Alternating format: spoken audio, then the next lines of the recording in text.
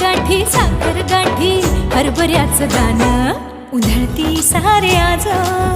शुभेच्छांचं धन शुभेच्छांचं धन